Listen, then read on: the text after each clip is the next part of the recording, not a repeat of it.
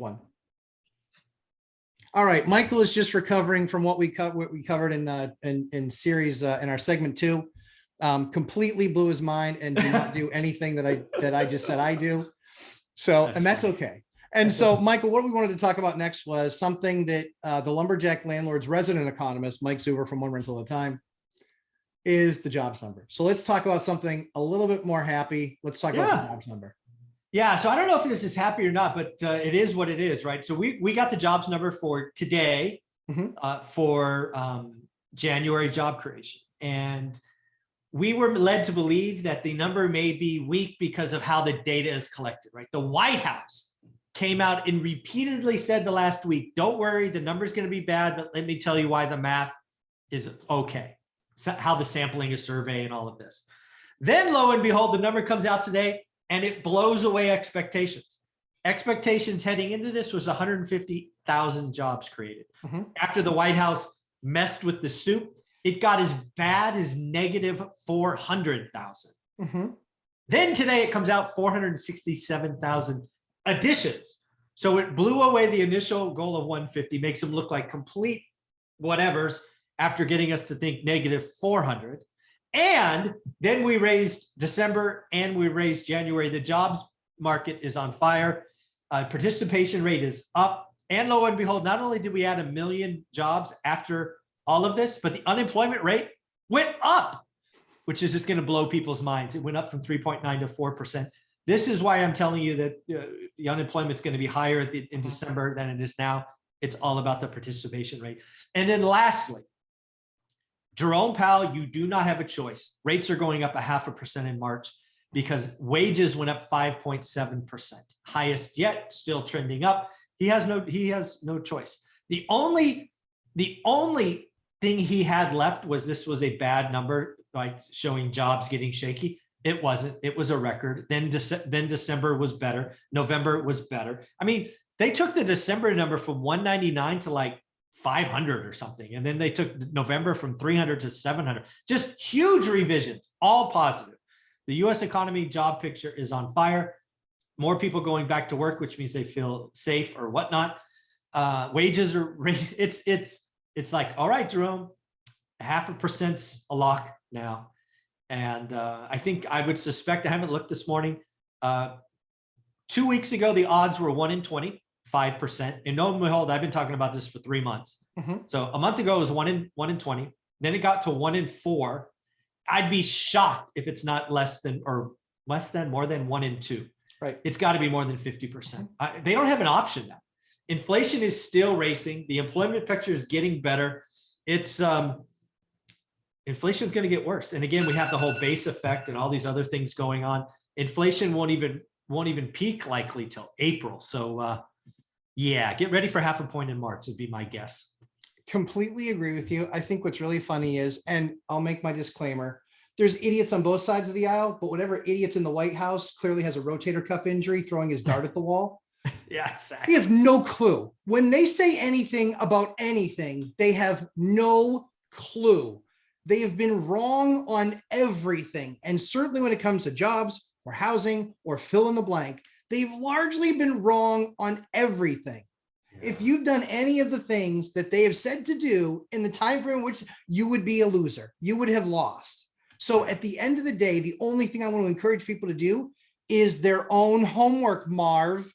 Do your own homework, Marv. That's what you got to do. You got to do your own work. Stop waiting and sitting there for someone to tell you, hey, now is the right time to do X. Yeah. They're wrong. They've been wrong consistently. You can't be consistent. No one can be consistently this good or bad with any. I mean, they are crushing it with being wrong consistently. Yeah, I mean, I don't know why you would let that person. I mean, again, last Sunday, I think was the first time I heard about this jobs number being maybe mathematically weak. Yeah, because of sampling size, right? This is big statistics things. I studied it. I understood it. They even had me believing, I could get why, sampling of that week would lead to this, that. Okay, great. Let's see what happens. So I went from my first over under on my daily financial news was 200 because I was pretty rosy. Then they do this talking, then they do it again. And I'm like, oh God, maybe they got a sneak peek and it's like really bad. mean, what's going on? So actually I went negative, and lo and behold, once again, positive. I was right the first time, and I let them talk me into it. So yeah, I would never listen to that freaking, what was his name? I forget his name, but he's the White House chief something or other. It's like, gosh, Yeah, I know that guy. Yeah, I can't remember his name. I can see his face, but I can't remember his name. Yeah. And this is exactly the problem when you don't do your own homework. This is exactly the problem. It's like watching a bunch of crash videos for people that don't actually own any of the asset class you invest in. Oh, talk about crash. I mean, God, I don't remember the exact numbers, but record tappable equity. What's tappable equity? That is equity below 20% or above 20%, however you want to look at it.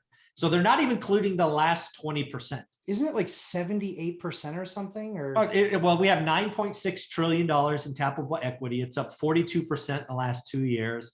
All these idiots that had crash videos, somebody better send them a bill because they owe a lot of people money. I mean, damn. Or they should at least be giving their super chats pro bono. Yeah, exactly. Give me $5 to look at my market. Are you kidding me? Oh, that drives me crazy, but whatever. Good for them. At least returning that money. I mean, honest to God, give me $5 or $10 and I'll tell you exactly what's going on in your market. Here's what the two charts say. Sweet Lord, people, please do your own work. Do your own homework. Or at the very least, watch people that are doing the work on a daily basis and ideally apply that to your market or in your market. Yeah, it's got to be those things. Get your own buy box. Everybody's real estate, you will very learn, is hyper local.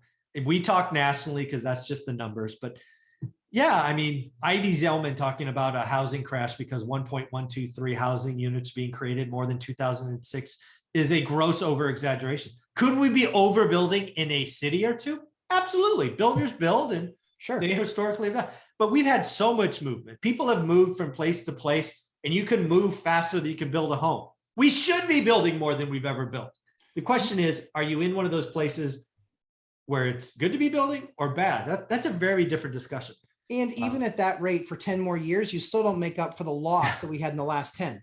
So it can't be in a bubble. It has to be looked at as the entire picture, which is we didn't build enough for the last 14 years since the Great Recession. We haven't built enough for 14 years. Even now, we're not building enough because of supply chain issues, dead days, all of these things that contractors and home builders are running into. So even if we're finally hitting the rate or slightly above the rate that we need, we still haven't cured the 14-year shortfall.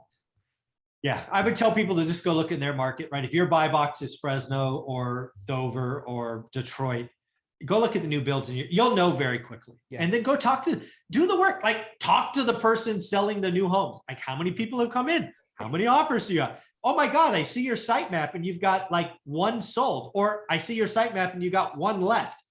There's information there. Just go get it. Don't be lazy. Do the work. Do the work.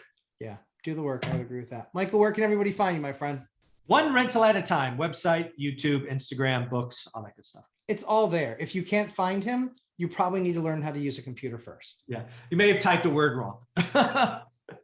Well, as I always like to say, we spend a ton of time creating great content for you guys, making sure that we're doing all the work daily, because one thing is for sure, Michael and I do the work every single day. So absolutely. Please hit subscribe. Please hit that like button. We want that YouTube algorithm to help us get this out to 1 million people, changing their entire financial future. So Michael, thank you so much for the time, and I'll look forward to seeing you Tuesday on your channel. You got it, buddy. Take care. Appreciate it, Mike. Take care. Bye.